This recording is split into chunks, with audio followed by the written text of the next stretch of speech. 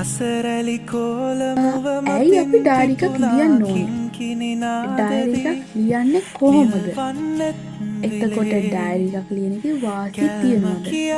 මේකට කඩෙන් ගන්න කියාදරේ පොතක්ම ඕනෙද? එතකොට මේක මුවරදරේ නුරන් ප්‍රයිවසි තියාගන්න ඕනෙද? පිරීමුරා ඔන්න සුවදට ඔය දේවල් ගැන අපි කතා හාදුදී කරමු. ඒ පුබුදයි වගේමයි මේ ජීවිතේ අවුරුද්දේ ඒ කියන්නේ කුල 2025 වර්ෂයේදී මගේ ජීවිතයට ලැබිච්ච කියාදරේ හොඳම උපදෙස් සහ ගිනියම් මම ජීවිතේ ඉගෙනගත්තු හොඳම සිහිනක පාඩම් 30ක් ගැන ඔයාලත් මා එක්ක මේ වීඩියෝ එකෙන් මම කතා කරනවා. දැවටියා හායි යාළුවනේ.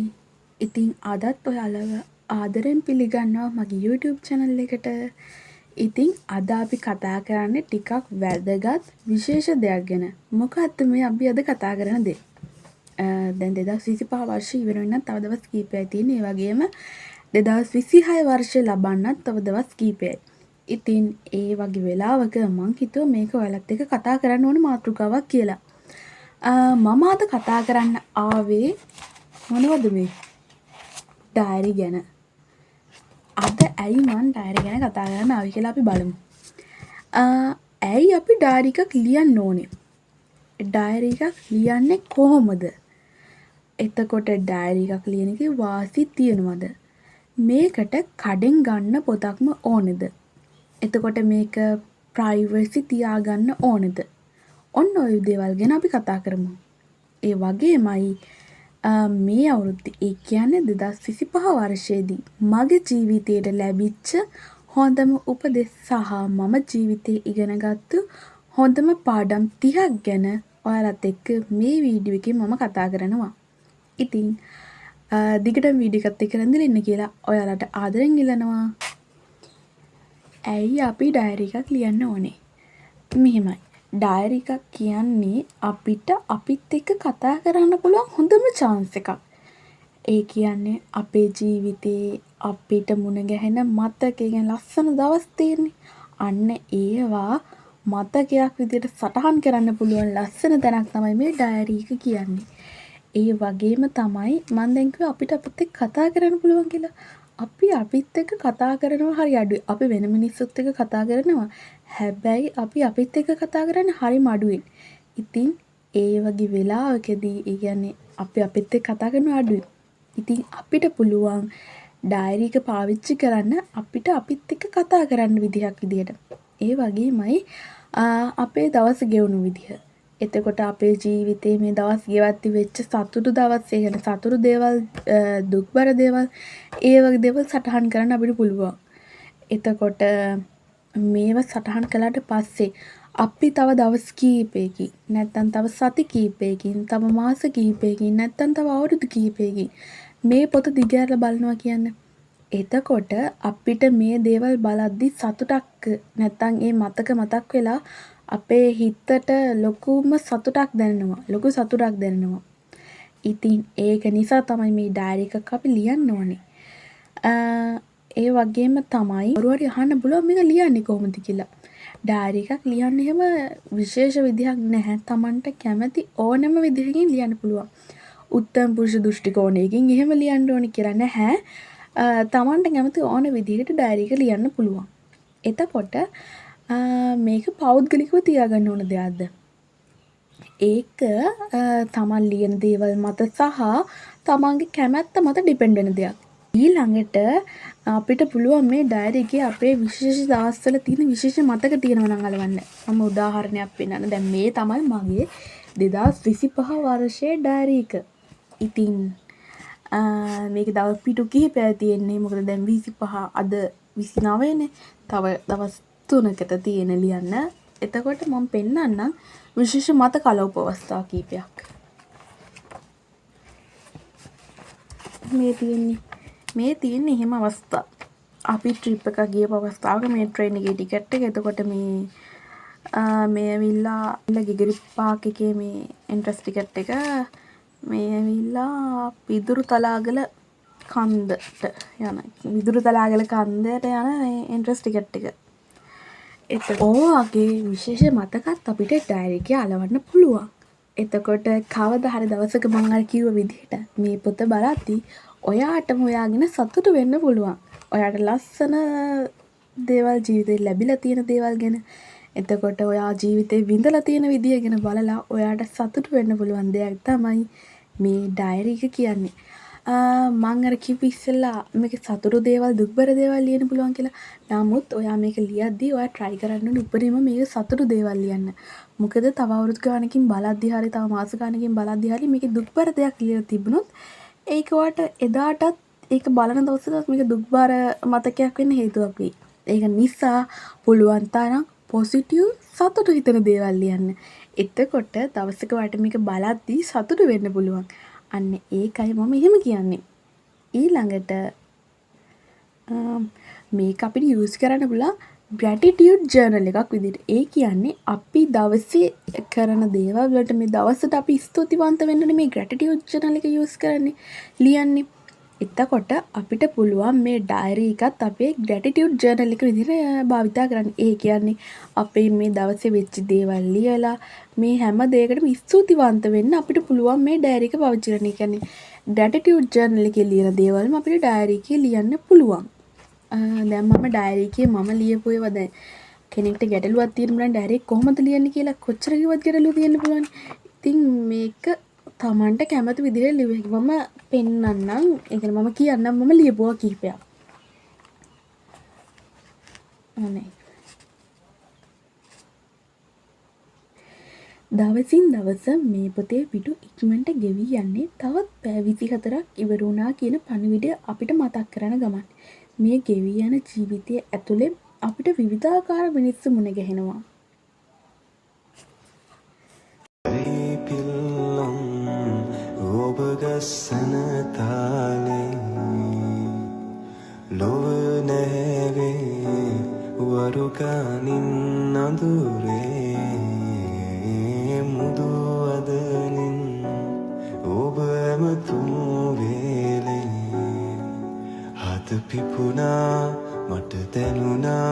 තවත් එක් සෙනසුරාදා දවසක මම ලියලා තියෙනවා පන්ති ගියා. එච්චරයි මම ලියලා තියෙන්නේ. ඉතින් ඔයාලට පුළුවන් මේක මේ දිගටම ලියන්න ඕනේ නැහැ. ඔයාලට ඕනේ කෙටි සටහනක් විදිහට මේක ලියන්න පුළුවන්. තියෙන ඉඩ ප්‍රමාණයම ලියන්න පුළුවන්. නැත්නම් sweet and short විදිහට ලියන්න පුළුවන්. ඒ වගේම තමයි දැන් ඔයා හිතන්න ඔයාට මේක ලියද්දි දවසක ලියන්න බැරි වුණා. දවසක් මග හැරුණා. එතකොට ඒ දවස ගැන හිතන්න එපා. ඊළඟ දවසේ ඉඳන් පටන් ගන්න. සමහර විට ඒ දවසේ මොකක් හරි විශේෂ දෙයක් තිබුණා. එහෙම වුණා නම් ඊළඟ දවසේ ඒක ලියන්න. කලින් දවසේ මෙහෙම විශේෂ දෙයක් තිබුණා කියන එක ලියන්න ඔයාලට. එතකොට ඔයාලට ඒක මතකයක් අනිවාර්යෙන් ලියන්න. ඒක අතපසු කරන්න එපා එහෙමනම්. එහෙම විශේෂ දෙයක්වත් නැතුව යම් කිසි දවසක් මගේ අරුණා මේක ලියන්න. ඒ දවස් කමක් නැහැ. එතන හිස්තන තියන්න. ඊළඟ දවසට යන්න. මම කියුවේ දැන් මටත් යම් කිසි දවසක් මගේ අරුණොත් මම මේක පස්සේ ලියනවා. එහෙම ලියපු අවස්ථාවක් තමයි මේ තියෙන්නේ. ගෙවි යන ජීවිතේ කාර්යබහුල වූ දවස් ඕනෑ තරම් ඇත. මහන්සි විඩාබර දවස් ඇත. ඉතින් සිකුරාදාත් දැන් එවැනිම දවසක් බවට පත්ව ඇත. ඉතින් අයිස් කෝපි එකකුත් බොන ගමන් විවේකී ඉරිදා දින මේ සටහන තබන්නීය.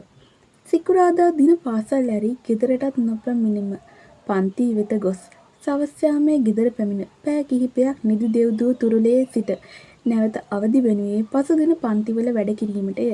ඉතින් එම කාර්යබහුලත්වය තුල සටහන් තැබීම පවා මගහැරී ගොස්ය. නමුදු අද මේ ගෙවන දුෂ්කර දවස් දිනක සතුටට හේතුවක් වනු ඇත. ඉතින් මම මේක ලියලා තියෙන්නේ ඊළඟ දවසක. නමුත් මේ සිකුරාදා සැප්තැම්බර් 12 වෙනි සිකුරාදා ලියන්න ඕන එක තමයි මම මේ ඊළඟ දවසක ලියලා තියෙන්නේ. ඉතින් ඒ වගේ පහුගිය දේවල් ඔයාලට පස්සේ ලියන්න පුළුවන්. ඒක ගැන මොරි වෙන්න ඕනේ නැහැ. ඔයාලා මේක කරන් යන්න. මොකද ඩයරි එක ලියන එක ලියන මොහොතේ තේරෙන්නේ නැහැ ඒක වැදගත්කම. ටික දවසක් ගියාම ටික කාලයක් ගියාම ඒකේ වැදගත්කමක් ඒකෙන් සතුටක් ඒකේ ලස්සන මතක ඔයාලට මතක් වෙද්දී ඒක කියවද්දී ලස්සන මතක වෙද්දී ඔයාලට මේකේ වැදගත්කමක් තේරෙයි. ඊළඟ ප්‍රශ්නේ තමයි ඩයරි එකක් ලියන්න මේ වගේ කඩෙන් ගන්න පොතක්ම ඕනේද? අපෝ නැහැ. ඔයාලට ඕනෙම පොතක් ගන්න පුළුවන්. මේ CR පොතක් හරි නැත්නම් A5 size පොතක් හරි කැමති පිටු ගානක කැමති විදිහ පොතක් ඔයාලට ගන්න පුළුවන්. මේ පොතම ගන්න අවශ්‍ය නැහැ. ඒක තමන් කැමති විදිහට ලස්සන කරගන්නත් ඔයාලට පුළුවන්. ඉතින් මේ පොත වුණේ රුපියල් 450යි. මේ මම 2025 පාවිච්චි කරපු එකනේ. මේක රුපියල් 450යි. මම 2026ට ගත්තේ මෙන්න මේ පොත. මේක නම් රුපියල් 400යි වෙලා තියෙන්නේ. මේක ඇතුලේ පිටු තියෙන්නේ මේ විදියට.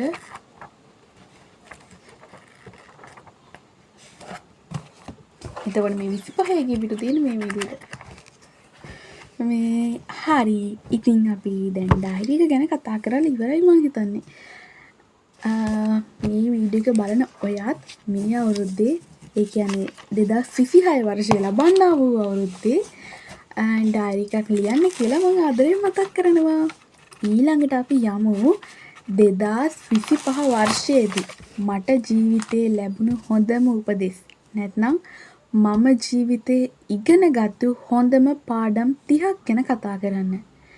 ඉතින් මේ පාඩම් 30 මම හොයාගත්තේ. කියන්නේ දැන් මට මතක නැහැනේ මම මේ ජීවිතේ මට ඒ දවස්වල කියන්නේ මේක මේ මුළු අවුරුද්දම ඇතුළත දේවල්නේ. මට එකපාරම මතක නැහැනේ. මම මේවා ටික හොයාගන්න යොදාගත්තෙත් මේ ඩයරි එකම තමයි. ඉතින් අන්න ඒකයි ඩයරි එක ලියන එකේ වැදගත්කම. මම මේ ඩයරි එක දැන් සම්පූර්ණයෙන්ම කියවලා තියෙන්නේ. එතකොට ලස්සන දේවල් මට මතක් වුණා මම ලියලා තියෙන දේවල් එක්ක. ඉතින් අපි බලමු මේ කාරණා 30 මොනවද කියලා. ඔයාලගෙන් මම දෙයක් ඉල්ලනවා. මේ කාරණා 30 ගැනම ඔයාලත් වෙන වෙනම හිතලා බලන්න. ඔයාලගේ ජීවිතෙත් එක්ක මේ කාරණා 30 අරගෙන ඔයාලා හිතලා බලන්න මේවා ඇත්තද? මේවගෙන් පාඩමක් ඉගෙන ගන්න පුළුවන්ද? මොනවද මේ උපදෙස් වලින් ජීවිතේට දෙයක් ගන්න පුළුවන්ද කියන එක ඔයාලා හිතලා බලන්න. මේ උපදෙස් විදියට මම ලියලා තියෙන්නේ අපේ චේතනාව හොඳයි නම් වෙන්නේත් හොඳ දේවල්මයි. මොකද කියන්නේ? ඔයා මේක විශ්වාස කරනවද? මේක මම නම් තදින්ම විශ්වාස කරන දෙයක්. අපේ චේතනාව හොඳ නම් වෙන්නේ හොඳ දේවල් කියන එක. ඊළඟට දෙවෙනි එක තමයි ජීවිතේ ලස්සනම දවස් කවදාවත් මග හැරෙන්නේ නැහැ. ඒවා මුණ ගැහෙනවා පමණයි. ඔයා මොකද හිතන්නේ මේ ගැන? ඇත්තටම ජීවිතේ ලස්සන දවස් මග හැරෙනවද? ඔයාට ජීවිතේ ලස්සන දවස් මග හැරලා තියෙනවද? මම නම් හිතන්නේ ලස්සන දවස් මග හැරෙන්නේ නැහැ. දේව අනිවාර්යෙන් මුණ ගැහෙන්න තියෙන දවස්. සහ මුණ ගැහිලා ඉවර වෙච්ච දවස්. ඒවා තමයි ලස්සනම දවස්. මගේ තුන්වෙනි එක. ඒක මම ලියලා තියෙන්නේ හොඳ දේවල් වලට ලස්සන පිළිගැනීමක් තියෙනවා. ඇත්ත. මම හිතන දෙයක් තමයි හොඳ දේවල් වලට ලස්සන පිළිගැනීමක් තියෙනවා. 4. තව මිනිස්සෙක්ගේ සතුට දිහා බලලා සතුටු වෙන්න පුළුවන් කියන්නේ ඔයා උතුම් මිනිස්සෙක්. ඇත්තද? මම නම් හිතන්නේ ඇත්ත කියලා. 5. තමන් කරන දේවල් ඇතුලේ තමන්ගේ අරමුණ මොකක්ද? අන්න ඒ දේවල් වෙනුවෙන් කැප වෙන්න. මේක හොඳ මොටිවේෂන් එකක්. තමන් කරන දේවල් ඔයා කරන්නේ මොකක්ද? අන්න ඒ දේ ඇතුලේ ඔයාගේ අරමුණක් තියෙනවනේ. අන්න ඒ අරමුණ මොකක්ද? අන්න ඒ වෙනුවෙන් කැප වෙන්න. බාහිර බලපෑම්, බාහිර පුද්ගලයන්ගේ කතා වලට ඔයාගේ අරමුණ වෙනස් කරන්න සහ වෙනස් වෙන්න දෙන්න එපා. ඒක නිසා ඔයා ඔයාගේ අරමුණම හඹා යන්න. 6. ජීවිතේ සමහර තීරණ තියෙනවා. එකපාරක්, දෙපාරක් නෙවෙයි. 100 පාරක් හිතලා ගන්න ඕන. ඇත්ත නේද? එකපාරක්, දෙපාරක් හිතලා ගන්න සමහර තීරණ පාව වැරදෙන්න පුළුවන්. ඒක නිසා සමහර තීරණ තියෙනවා 100 පාරක් වුණත් හිතලා වල්ලා ගන්න වෙන. 7. හීන දකින්න, හීන වෙනුවෙන් වැඩ කරන්න. මේක නම් මම ගුරුවරයෙක්ගෙන් දැකපු දෙයක්. ඒ කියන්නේ මේ වචන ටික හීන දකින්න, හීන වෙනුවෙන් වැඩ කරන්න. ඇත්තටම හීන දැකලා විතරක් බෑ. හීන වෙනුවෙන් වැඩ කරන්න ඕනේ. එහෙම වැඩ කළොත් විතරයි හීන හැබෑ කරගන්න පුළුවන් වෙන්නේ. 8. හොඳ මිනිස්සුන්ට කවදාවත් වරදින්නේ නැහැ. මොකක් හරි අහිමි වෙනවා නම් අහිමි වෙන්නේ ඊටත් වඩා හොඳ දෙයක් ලැබෙන්න. ඇත්තද? මම හිතනවා මේකත් ඇත්ත කියලා. මොකද හොඳ මිනිස්සුන්ට ජීවිතය ඇත්තටම වරදින්නේ නැහැ. යම් කිසි දෙයක් අහිමිවීමක් හෝ වැරදීමක් වෙනවා නම් ඒ කෙනාට ජීවිතේ ඊටත් වඩා හොඳ දෙයක් ලැබෙන්නයි ඒක වෙන්නේ. මොකද හොඳ මිනිස්සු දිහා මේ විශ්වය අනිවාර්යයෙන්ම බලනවා. 9. තමන්ට තමන් ගැන ආඩම්බර වෙන්න පුළුවන් චරිතයක් වෙන්න. ඔයාට ඔයා ගැන ආඩම්බර වෙන්න පුළුවන්ද? ඔයාට ඔයා ගැන ආඩම්බර වෙන්න පුළුවන් චරිතයක් නම් ඔයා සුපිරි. 10 හීන ස්ටේටස් දාලා පොරවගෙන නිදාගන්න එපා. ඒ වෙනුවෙන් කැප වෙන්න. මේකත් ගුරුවරයෙක් කියපු එකක්. සමහර විට ගොඩක් අය ඒක නම් අහලා ඇති ඒ කලින් කියපු එක. ඊළඟට 11. සතුටුම ලස්සන දවස්වලටත් දුක්බරම කටුකම දවස්වලටත් තියෙන්නේ පැය 24යි. ඉතින් මේ හැම දවසකටම තියෙන පැය 24යි. ඒ දවස් ගෙවන එක ඔයාගේ වගකීමක්. ඒක ගෙවන්නේ සතුටින්ද දුකින්ද කියලා තීරණය කරන එක, ඒකට මුහුණ දෙන එක ඔයාගේ වැඩක්. 12 ජීවිතේ වැදගත්ම දේ සතුට මානසික නිදහස. ඇත්ත නේද? ජීවිතේ මොන දේ තිබුණත් සතුටයි මානසික නිදහසයි නැත්තම් වැඩක් නැහැ. ඉතින් ජීවිතේ වැදගත්ම දේ තමයි සතුට මානසික නිදහස. 13 ගලන ගඟක ජීවිතය. හරිම කෙටි වැකියක්. ඒ කියන්නේ මේ වචන තුනයි තියෙන්නේ. ගලන ගඟක ජීවිතය. මොකද හිතන්නේ? ජීවිතය ගලන ගඟක් වගේ ඇත්තටම. ගඟ ගලද්දී බාධක අභියෝග ඕන තරම් තියෙනවා. ඉතින් මේ ජීවිතෙත් එහෙමයි. ජීවිතෙත් ගලාගෙන යද්දී බාධක අභියෝග ඕන තරම් හම්බෙනවා. හැබැයි ගඟ කොහොමද ගලන්නේ? ගඟ කොච්චර බාධක අභියෝග ආවත් අනිවාර්යෙන්ම යාගේ අවසාන ඉලක්කය වෙන මුහුදට යනවමයි. ඒ වගේම තමයි අපි ජීවිතෙත් කොච්චර බාධක අභියෝග ආවත් අපේ අවසාන ඉලක්කය වෙන්නේ කොතනද? අන්න එතෙන්ට අපි යන්න ඕනි. ඊළඟට 14 ජීවිතේ ඇතුලේ අපි අපිට වටිනාකමක් දෙන්න ඕනේ. ඇත්ත නේද? අපි ඇත්තටම අපි ජීවිතය තුළ අපි අපිට වටිනාකමක් දෙනවද? ඔයාටම හිතලා බලන්න මම අවස්ථාවක් දෙනවා. 15 මේක මම ගත්තේ පොතක් කියවලා මට දැනෙච්ච දේ තමයි මේ මම වචන කරලා තියෙන්නේ. බලමු. ප්‍රේමයේ වසත්සරේ වැයීමට නම් නිවැරදි වීණාව තෝරාගත යුතුය. ඉතින් ප්‍රේමයේ වසත්සරේ වයන්න නම් අනිවාර්යෙන්ම නිවැරදි වීණාවම තෝරගන්න. ඉතින් වැරදි වීණාවක් තෝරගත්තොත් ඒ ස්වරය වසත්සරේ නොවෙන්න පුළුවන්. ඒක නිසා හරිම වීණාව තෝරගන්න. 16 අපි ජීවිතේ මහන්සි වෙන්නේ අපිට ඕනෑම දේවල් වෙනුවෙන් විතරයි. අපි එච්චර ගණන් ගන්නේ නැති දේවල් වෙනුවෙන් අපි මහන්සි වෙන්නේ නැහැ. ඇත්ත නේද? මොකද අපි ජීවිතේ ඇත්තටම අපි දෙයක් වෙනුවෙන් මහන්සි වෙනවා නම් අපි දෙයක් වෙනුවෙන් කැප වෙනවා නම් කැප වෙන්නේ මහන්සි වෙන්නේ අපිට ඒ දේ ඕන නම් අපිට ඒක වටිනාකමක් තියනවා නම් විතරයි. නැතුව අපි වටිනාකමක් නැති දේවල් වෙනුවෙන් මහන්සි වෙන්නේ නැහැ. ඊළඟට 17 මිනිස්සුන්ට හරියන දවසක් එනවා. එතනින් පස්සේ දිගටම හරියනවා. මේකත් ගුරුවරයෙක් කියපු කතාවක් තමයි. මේකත් ඔයාලා ගොඩ දෙනෙක් අහලා ඇති කියලා මම හිතනවා. ඒ කලින් කියපු කතාව. ඊළඟට 18 හොඳම දේවල් මග හැරෙන්නෙත් නැහැ. මග හැරුණු දේවල් හොඳම දේවලුත් නෙවෙයි. ඔව්. මේක මම අනිවාර්යෙන් විශ්වාස කරන දෙයක්. හොඳම දේවල් අපේ ජීවිතේ කවදාවත් මග හැරෙන්නේ නැහැ. මග හැරුණ දේවල් අපේ ජීවිතේ ලැබෙන හොඳම දේවලුත් නෙවෙයි. ඒක නිසා මග හැරුණ දේවල් අර කලින් කිව්වා වගේ අහිමි වෙච්ච දේවල් ගැන දුක් වෙන්න ඕනේ නැහැ. ඒක අහිමි වෙන්නේ ඊටත් වඩා හොඳ දෙයක් ලැබෙන්නයි. 19 මිනිස්සු වෙනස් වෙනවා. ඒක නිසා පරිස්සමින්. අපි අර කතාවට කියන්නේ මිනිස්සු වෙස්මාරු කරන විදිය දැක්කම කටුස්සොත් පුදුම වෙනවා. මොකද ඒ තරම් ඉක්මනට මිනිස්සු මා වෙනස් වෙන්නේ. 20 උනන්දුව, උත්සාහය, කැපවීම පිටුපස ඇත්තේම ඔබ නොහිතන ජයග්‍රහණයක්. ඉතින් අනිවාර්යෙන් උනන්දු වෙන්න, උත්සාහවන්ත වෙන්න, කැප වෙන්න. ජයග්‍රහණය ඔබ සතුයි. 21 ජීවිතේ තමන්ට තමන් එක්ක ඇරියස් එකක් තියාගන්න. ඒකත් ගුරුවරයෙක් කියපු කතාවක් තමයි. ඒක මෙහෙමයි. ජීවිතේ තමන්ට තමන් එක්ක ඇරියස් එකක් තිබුණා කියලා කාටවත් කරදරයක් හානියක් වෙන්නේ නැහැ. ඒක නිසා ජීවිතේ තමන්ට තමන් එක්ක ඇරියස් එකක් තියාගන්න. ඒ ඇරියස් එක කවදා හරි කවර් කරන්න පුළුවන් වෙන්න ඕනේ තමයි. මේක මම 22 විෂුවලයිසේෂන් ඇත්ත වෙන්නේ හිතන පාටට වඩා හොඳට. ඇත්තටම ඇත්ත මම මේක විශ්වාස කරනවා. අපි දෙයක් විෂුවලයිස් කරද්දී ඒක අපි හිතනවාටත් වඩා හොඳට වෙනවා. දැන් ඔයාලා කරපු දෙයක් සමහර විට එහෙම විෂුවලයිස් කරපු දෙයක් මේ ඇත්ත වෙලා නැතුව ඇති දැනට. සමහර විට ඒක ඊටත් වඩා හොඳ දෙයක් වෙන්න ඇති. ඒක දැනට වෙලා නැත්තේ. ඒක නිසා ඉවසන්න, විශ්වාසෙන් ඉන්න.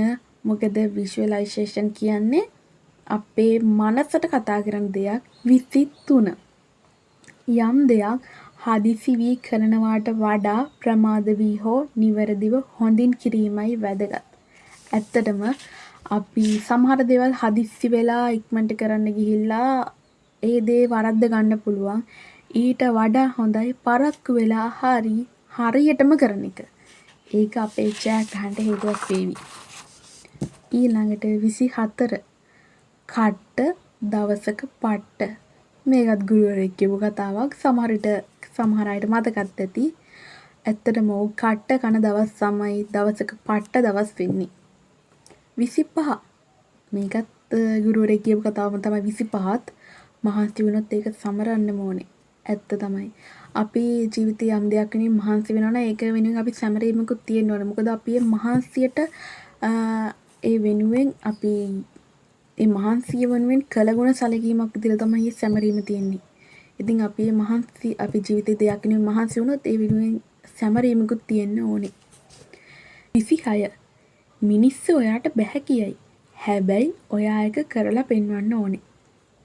ඔව් ජීවිතේ අපි මේ ගෙවද්දී ඔයාට බැහැ කියන මිනිස්සු ඕනෑ තරම් ඔයාගේ ජීවිතේ මුණ ගැහෙයි. හැබැයි ඔයා ඒ බැහැ කියපු මිනිස්සුන්ට ඔයාට ඒක කරන්න පුළුවන් කියලා අනිවාර්යෙන් කරලා පෙන්නන්න. 27 දියමන්තියක් වුණත් වටිනාකම වැඩි ඔබ දාපුවාමයි. අපිත් අපේ දක්ෂතාවයන් නිතරම අත්හදා බලන්න ඕනේ. අනිවාර්යෙන්ම දියමන්තියක් ඔපදාපුවම තමයි ඒක වටිනාකම වැඩි වෙන්නේ. ඒ වගේමයි අපි අපේ දක්ෂතා හැකියාවන් නිතරම පුරුදු පුහුණු කරලා ගත්තාම තමයි ඒ වගේ වටිනාකම වැඩි වෙන්නේ. 28 ඕනෑම දෙයක් අතින් අල්ලගෙන හිතින් අත්හැරලා ජීවත් වෙන්න පුහුණු කරන්න. එතකොට ජීවත් වෙන්න ලේසි. අපි හැමදේම හිතින් අල්ලගෙන ඉන්නේ. ඉතින් අපි අතින් අල්ලන් ඉඳලා හිතින් අත්හැරලා හිටියොත් අපිට ජීවත් වෙන්න ලේසි. ඒක නිසා ඒක පුරුදු පුහුණු කරන්න ඕනේ. 29 මේකත් මම ගුරුවරයෙක්ගෙන් අහපු යම්කිසි ප්‍රශ්නයකට මට ඒ ගුරුවරයාගෙන් ලැබුණු පිළිතුරට සමාන පිළිතුරක් තමයි මේක. මේක හොඳම මොටිවේෂන් එකක් සහ මේක ඔයාලගේ ජීවිතේටත් වැදගත් වෙයි කියලා මම හිතනවා. කිසි දෙයක් හොයන්න යන්න එපා. ආකර්ෂණය කරගන්න මහන්සි වෙන්න. ඉතින් මේක ඔයාලට ඕනම තැනකට යොදා ගන්න පුළුවන්. කිසි දෙයක් හොයාගෙන යන්න එපා. ආකර්ෂණය කරගන්න මහන්සි වෙන්න. අවසාන එක කියන්නේ 30. ඔයාගේ ජීවිතයේ හොඳම මොටිවේෂන් එක ඔයා කරගන්න. ඔයාට ඉන්න හොඳම අභිප්‍රේරණය ඔයා කියන්නේ ඔයා දිනු. ඉතින් අද මගේ වීඩියෝ එකත් එක්ක එකතු වෙලා හිටපු ඔයාලා හැමෝටම ගොඩක් ස්තුතියි වගේම ගොඩක් ආදරෙයි. ඉතින් මේ වීඩියෝ එක ඔයාට ප්‍රයෝජනවත් වුණා නම් මේකෙන් ඔයාට ජීවිතේට දෙයක් ගන්න පුළුවන් වුණා නම් අනිවාර්යෙන් යාළුවෝ එක්කත් ෂෙයා කරන්න අමතක කරන්න එපා. ඒ වගේම ඔයා මේ වීඩියෝ එකට කැමති නම් ලයික් කරන්න. ඔයා මගේ channel එකට අලුත් කෙනෙක් නම් subscribe button එක press කරලා ඒ ළඟ තියෙන bell icon එකයි all press කරන්න. ඉතින් ආයිමත් තවත් දවසක ලස්සන වීඩියෝ එකකින් හම්බෙමු. 수순원슈파사 수팽관트아샤 레크마드날가와사